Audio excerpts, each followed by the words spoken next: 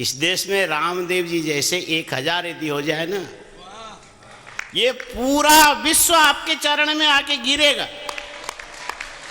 हर व्यक्ति आपसे डरेंगे। किसी ने हमसे कहा कि स्वामी जी पहले मैं बीमार था, अभी ठीक हूँ। ये क्या किया तुमने? आजकल मैं रामदेव जी की कपाल क्रिया करता हूँ। वो बेचारी बोली वाली माई थी। हमने कहा माई ऐसा मत कर। बोले स्वामी जी मैं तो ठीक हो गए, आप मत करो बोल रहे हैं। अरे उसका नाम कपाल भाती है। कपाल क्रिया गजब कर दिया। ऐसा शब्द मुख से कभी निकालना मत। हाँ, हमें तो इस देश में ऐसे ऐसे हजारों रामदेव चाहिए। हाँ, और हाँ, तो ये संपत्ति में तुम्हारी दृष्टि क्यों जाती है? परद्रव्येषु लोष्टवत् आत्मवत् सर्वभूतेषु यः पश्यति स पंडित। आप लोग पंडित बनो। कोई समृद्ध होता है, समृद्धि आती तो प्रसन्न होना चाहिए। उसमें ईर्ष्या मूलक कोई शब्द मुख से निकालना भी नहीं चाहिए, अंदर भावना में आने भी नहीं देना चाहिए। ये तो और उन्नत हो जाए, सबका दारिद्र्य मिट जाए, सबका रोग मिट जाए, सबका भय मिट जाए, सब विशुद्ध अंतःकरण वाले बन जाए। इससे अच्छी और क्या बात हो सकती है? ये रत्नगर्भा वसुंधरा जो सुनने में आता था, हम लोग काशी में पढ़ते थे। उस समय बड़े बड़े विभूति स्वामी करपात्री जी महाराज, ये सब को देख के ऐसा लगता था कि इनके बाद कौन होगा। लेकिन आज हम जहाँ बैठे हैं, ये सब महापुरुषों को देखते हैं। बोले ये पृथ्वी दरिद्र नहीं है, इसके अंदर अनंत रत्न है। एक जाएंगे हजारों आएंगे, कभी खाली नहीं रहेगा, शून्य नहीं रहेगा। और ये भारतवर्ष दारिद्र्य से भरा नहीं है, समृद्धि से भरा है। हमारे देश से पूरी दुनिया समृद्धशाली हो सकती है, उसके बाद भी ये कभी टूटेगा नहीं।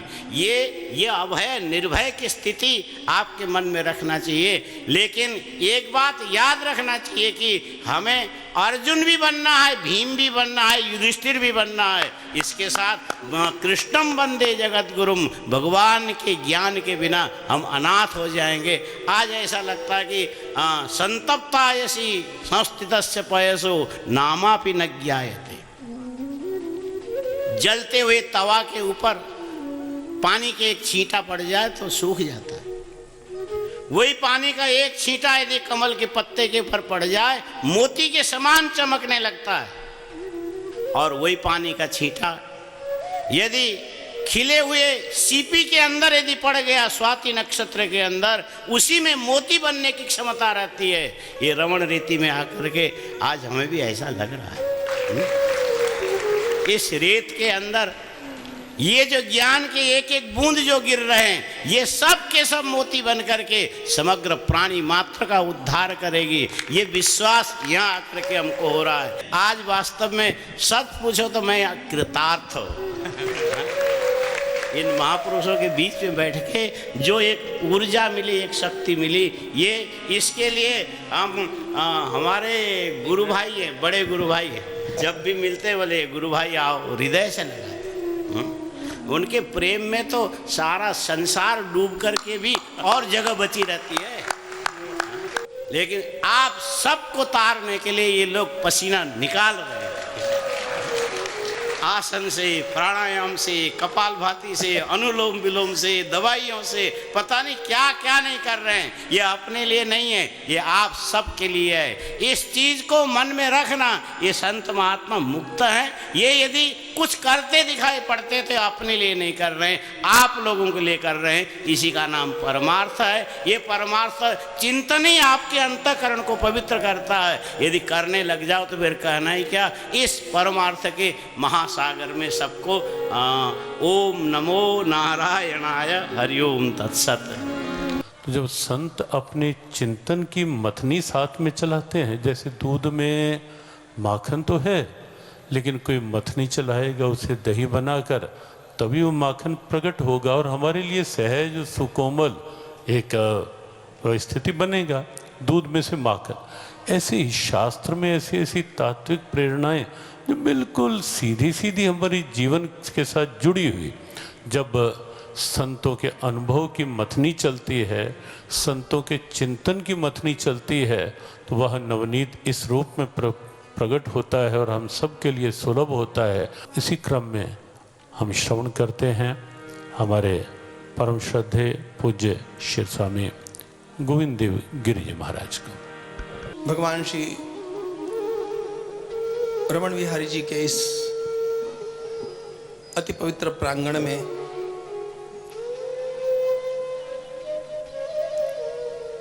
पूज्य गुरुदेव की श्री महाराज जी की छत्र छाया में समागत समस्त साधुजनों को वंदन करता हुआ सीधा अपने विषय की ओर चलता हूं। देश में वातावरण युद्ध का है। पता नहीं कब क्या हो जाए, ऐसी स्थिति है।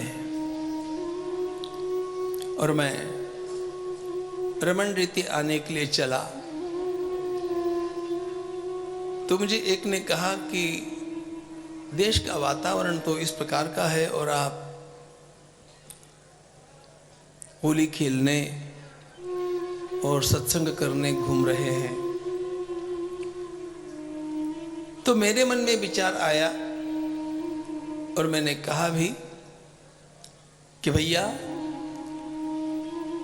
जिस युद्ध का चिंतन आप लोग करते हैं और जिस युद्ध का आप लोगों को आभास सा लग रहा है, वो तो एक सामान्य छोटा सा युद्ध है, लेकिन साधक का जीवन तो रोज ही युद्धमय होता है। और हम लोग रमन रीति में आते भी है तो छोटा मोटा युद्ध करने के लिए ही आते हैं, क्योंकि हमारे सखा स्वरूप श्री भगवान क्रीड़ा प्रिय है, खेल खेलते हैं। और खेल भी तो एक छोटा सा युद्ध ही है, वो लीला युद्ध क्यों न हो। लेकिन जब खेल भी होता है तो कोई न कोई जीतेगा, कोई न कोई हारेगा। तो हार जीत का यह कलह, यह युद्ध कभी कभी साधकों को श्री भगवान के साथ भी खेलना होता है। भगवान चाहते हैं कि इस प्रकार का संघर्ष चले, यह भी उनकी लीला है। भगवान की बनाई हुई सृष्टि ही लोकवत्तु लीला कैवल्यम,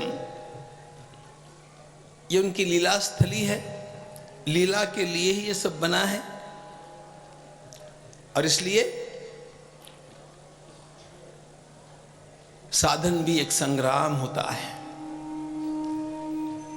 और इसीलिए तो प्रभु ने संग्राम की भूमि के ऊपर कुरुक्षेत्र में कैसे यह अनेक जन्मों तक किया जाने वाला युद्ध साधक को भगवान के साथ भी करना पड़ता है, भगवान के द्वारा प्रयुक्त उस माया के साथ भी करना पड़ता है।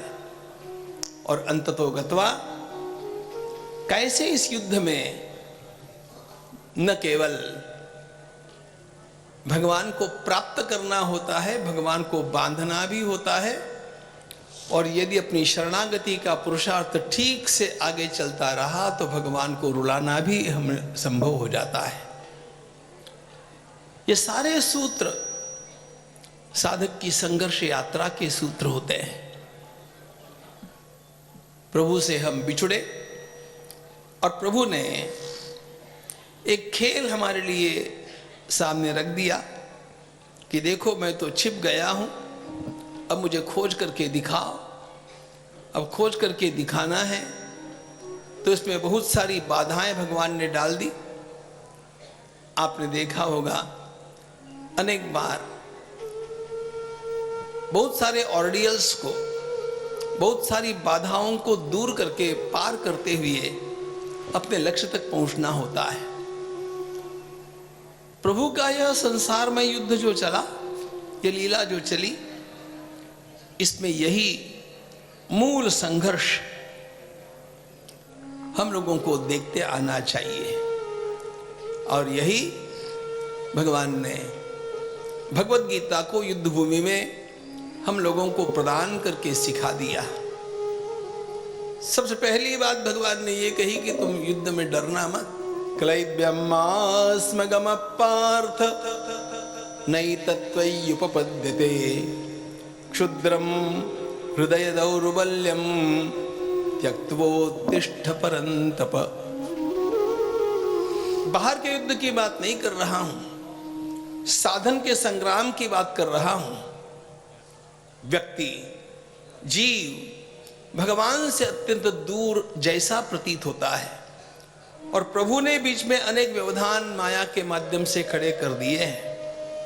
इनको पार करके कैसे हम इन समस्त दुखों की निवृत्ति भी करेंगे और परमानंद स्वरूप उस परमात्मा के साथ क्रीड़ा भी कर सकेंगे, उसके क्या क्या सूत्र हो सकते हैं देखेंगे। अभी के समय में सब पूरा नहीं होगा। इस युद्ध की तैयारी जब जीवात्मा करता है, सबसे पहली बात तो यह होती है कि उसे अपने लक्ष्य का ही पता नहीं होता है। उसका प्रबोधन पहले होना चाहिए कि तो एक संघर्ष में हो। जिसको अपने संघर्ष का पता नहीं, वह संघर्ष में पहले ही हार चुका है, नष्ट हो चुका है। यह प्रबोधन संतों के द्वारा जब कहीं जाकर के सत्संग में व्यक्ति बैठता है, तब उसको पता चलता है कि मैं स्वयं एक युद्धमय स्थिति में हूं। प्रथम भगति संत न कर संगा। सत्संगति इन समस्त साधनों का द्वार है। श्री भगवान से उद्धव जी ने पूछा श्रीमद् भागवत में, समस्त साधनों में प्रधान साधन कौन सा है? भगवान ने कहा, उद्धव सारे साधन चाहे छूट जाए, सत्संग नहीं छूटना चाहिए, क्योंकि सत्संग से ही इस बात का पता चलता है कि मैं पराधीन हूं। स्वाधीन होने के लिए पहले पराधीनता का पता होना पड़ता है। यदि स्वाधीन होना है तो पहले पता चलना चाहिए कि मैं पराधीन हूं। स्वातंत्र के संग्राम में लोकमान्य तिलक जी को एक बात का श्रेय दिया जाता है, और वह श्रेय यह है कि लोगों को अपनी पराधीनता का ही सुख अनुभव होने लग गया था। अरे आप पराधीन हैं, आपके द्वारा जो शासन कर रहे हैं वे स्वकीय नहीं हैं, वे कहीं से आए हैं। आप जागो। मिट्टी के समान, मिट्टी के गोले के समान यह समाज पूरा का पूरा निद्राधीन था। उसे जगाने का काम तिलक जी ने किया। उदाहरण के लिए बतलाता हूं। इसलिए चिरोल ने कहा, तिलक जी का वर्णन करते समय, the father of Indian unrest, भारतीयों में पहली बेचैनी निर्माण करने वाला ये महापुरुष है। भारतीयों में बेचैनी निर्माण कर दी। संत साधकों में, सामान्य लोगों में बेचैनी निर्माण करते हैं, और यह बेचैनी निर्माण हुए बिना साधन का अगला क्रम आरंभ ही नहीं होता है।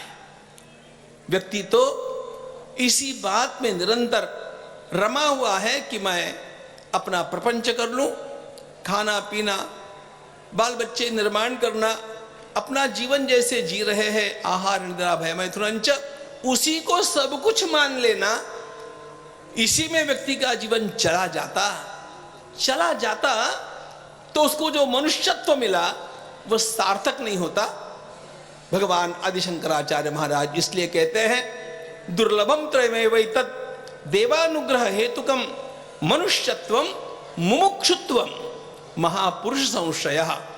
मनुष्यत्व तो हम सब लोगों को प्राप्त हो गया, लेकिन मुमुक्षत्व प्राप्त कैसे होगा?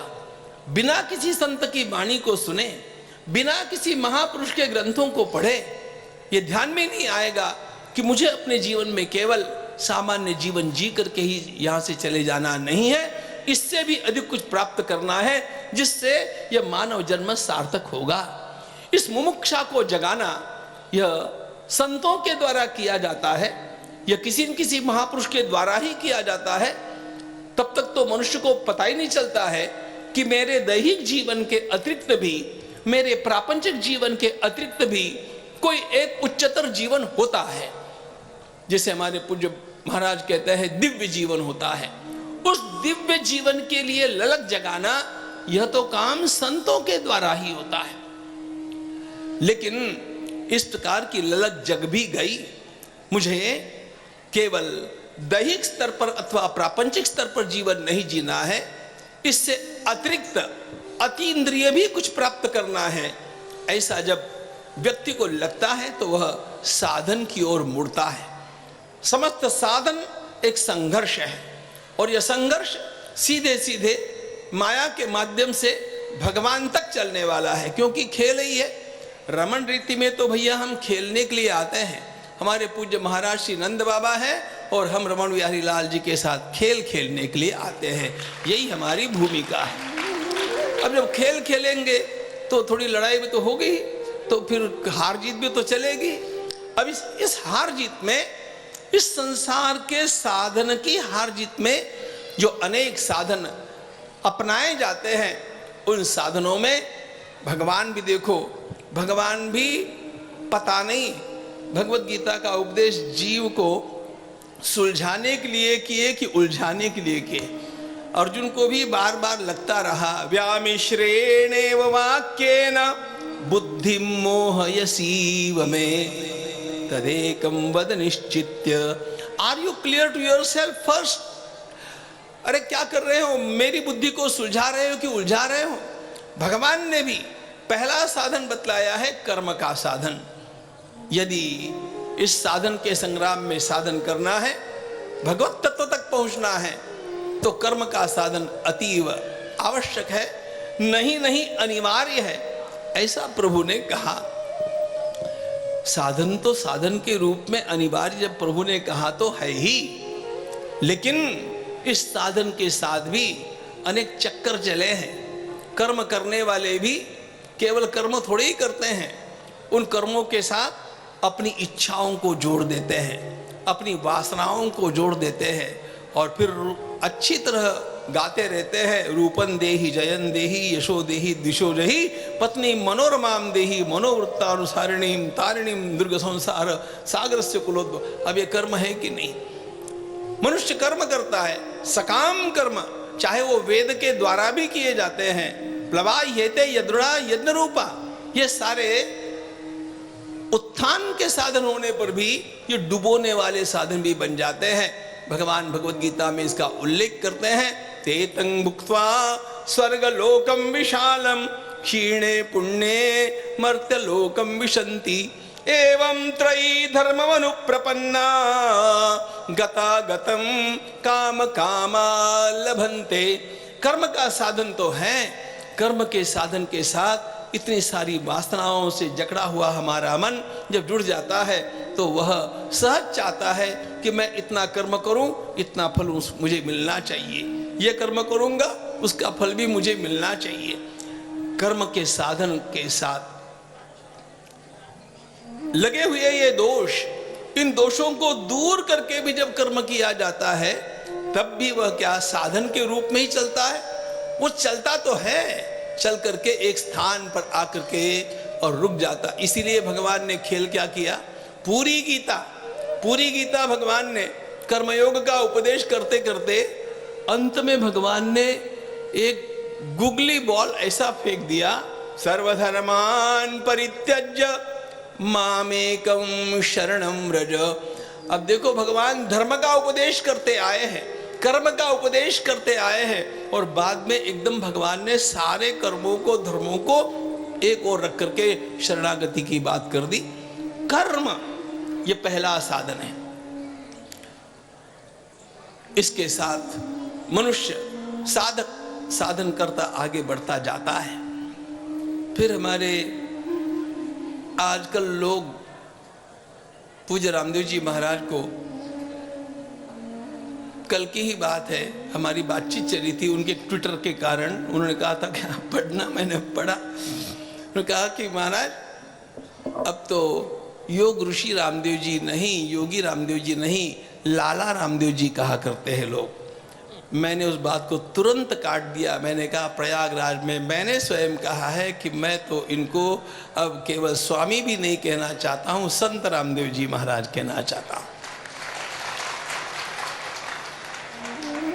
जिसकी सारी संपदा इस धर्म की सेवा में और भगवान की सेवा में लगी हो, उसे और क्या कहेंगे। भगवान वेद व्यास जी का एक सूत्र है, एतेन योग प्रत्युक्तः, इससे योग मत का निराश हो गया। आगे जाकर के कौन सा साधन है? सबसे प्रतिष्ठित साधन माना गया ज्ञान का साधन। ज्ञान, नहीं ज्ञानेन सदृशम पवित्रमिह विद्यते तत्स्वयं योग संसिद्धः कालेनात्मनि विन्दति। ज्ञान अत्यंत प्रतिष्ठित साधन है। श्री भगवान ने भी ये कहा कि ज्ञान से अधिक पवित्र कुछ भी नहीं है। ज्ञान सर्वाधिक पवित्र साधन है, सर्वश्रेष्ठ साधन है। बात तो सही है। ज्ञान से अधिकतम क्या होगा? भगवान आदि शंकराचार्य महाराज ने जरूर ज्ञानादेव तु कैवल्यम, दैट्स फाइन, लेकिन ज्ञान से अधिकतम क्या होगा? ज्ञान का साधन भी हमारे जीवन में परमात्मा की पहचान करा देता है। भगवान जैसे हैं उस परमात्मा की पहचान हमें योग ज्ञान ने करा दी। ज्ञान को कभी भी हम छोटा नहीं समझ सकते, लेकिन ज्ञान को सर्वोपरि भी नहीं कह सकते। नेमं विरिंचो न भवो न श्रीरप्यंग संशया प्रसादम लेभिरे गोपी यत्तत्प्राप विमुक्तिदात। एक साधन ऐसा है जहां पर आकर के ज्ञान भी स्तब्ध हो जाता है, और वह साधन भगवान को बांध देता है। किसी को जीतना हो तो पहले क्या किया जाता है? बंदी बनाया जाता है। किस साधन से भगवान बंदी बनाए जा सकते हैं? ज्ञान के साधन से भगवान मिल तो जाते हैं। ज्ञानिनां चात्मभूतानां यथा भक्ति भक्तिवताम ही। ज्ञानी भगवान के लिए आत्मस्वरूप होता है। ज्ञानिनां चात्मभूतानां, लेकिन ज्ञानी भगवान को बांध नहीं सकता। भगवान को बांध कौन सकता है? अरे इसी तो व्रज में हम लोगों ने एक लीला देखी। उस कन्हैया को भगवती यशोदा मैया ने अपनी डोर से बांध दिया। भगवान उलूखल बंधन में आ गए। दृष्ट्वा परिश्रमं कृष्ण कृपयासीत् स्वबंधने। भगवान को भी अच्छा लगा कि मैं बंधन में आ जाऊं। भगवान को बांधने वाला यह साधन कौन सा है? इस साधन की चर्चा बहुत आवश्यक है। कर्म भगवान की प्राप्ति में चित्त शुद्धि के माध्यम से हमें आगे ले जाता है। योग बहुत आगे तक पहुंचा देता है। ज्ञान तो भगवान से मिला करके एक रूप कर देता है, लेकिन ज्ञान भी भगवान को बांध नहीं सकता। ज्ञान भी भगवान को झुका नहीं सकता। ज्ञान भगवान को निराकार का निराकार बना नहीं सकता। ज्ञान भगवान को रुला नहीं सकता।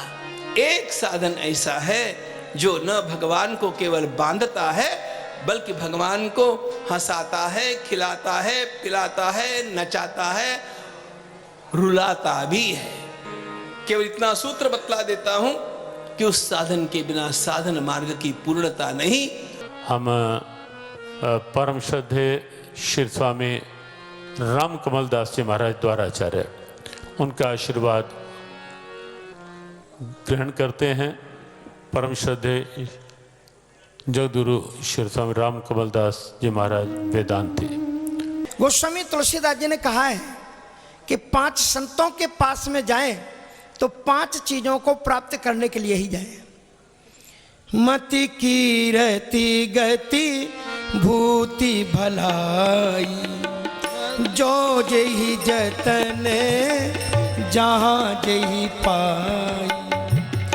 सो जाना सत संग प्रभाऊ, सो जाना सत संग प्रभाऊ, लोकहु वेदना आने उपाय, लोकहु वेदना आने उपाय।